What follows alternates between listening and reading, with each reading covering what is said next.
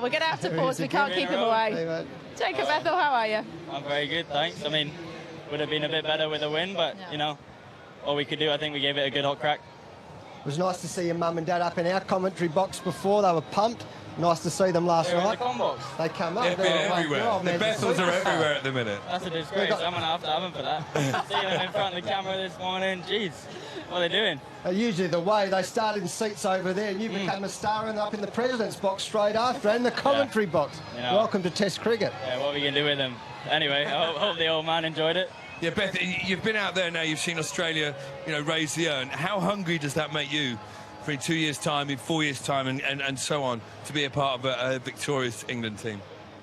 Yeah, very hungry. You know, it's not nice watching them have all the fun. Yeah, and I think we showed some great fight at the back end of this series to kind of, especially in these conditions. But when we do go back over to England, I think all of us have to remember how badly this feels and kind of take that into not letting it happen again. And what about near the end there when it was turning? Were you just skipper, don't forget me?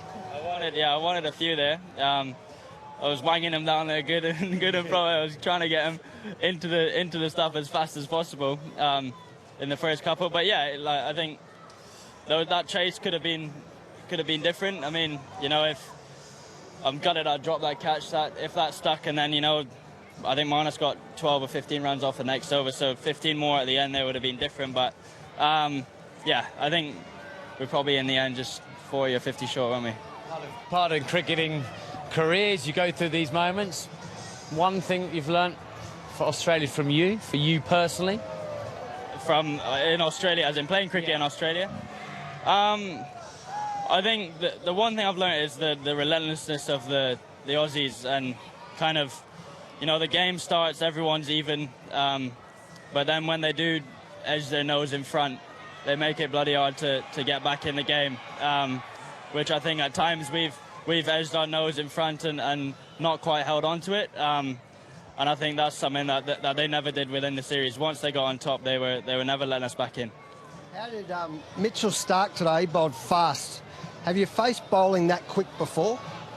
Yeah, I've faced Will O'Rourke over in New Zealand, and he was cranking it up that day and bouncy. He was coming from, I think, a bit taller than Starkey does. But yeah, Starkey, it definitely did feel a fraction quicker today than it did yesterday. Obviously, he's charging in, trying to get the last couple of wickets.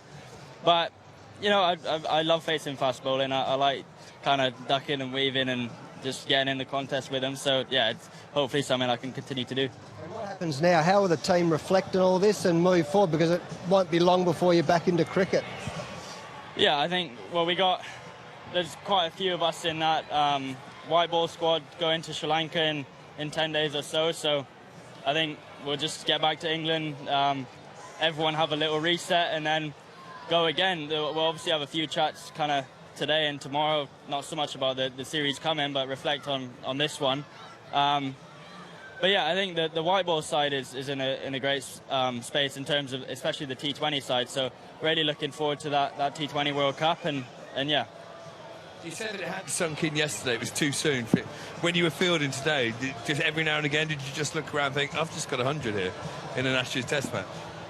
Yeah, it's weird, like when you're in the field and you're like, was I just batting out there for that long? Like that, it feels different, but no, I still don't think it's quite sunk in. Kind of in the field, you know, we were trying to give it everything. We obviously didn't have a long time in the field there, so I think it'll sink in over the next couple of days when I get a bit of time to myself. But yeah, just again, pleased with how I went about it. Well done, Jacob. We're going to let you go. I think when Ben Stokes is waiting, we're going to rotate you all in and out because I know everybody wants to speak to you, but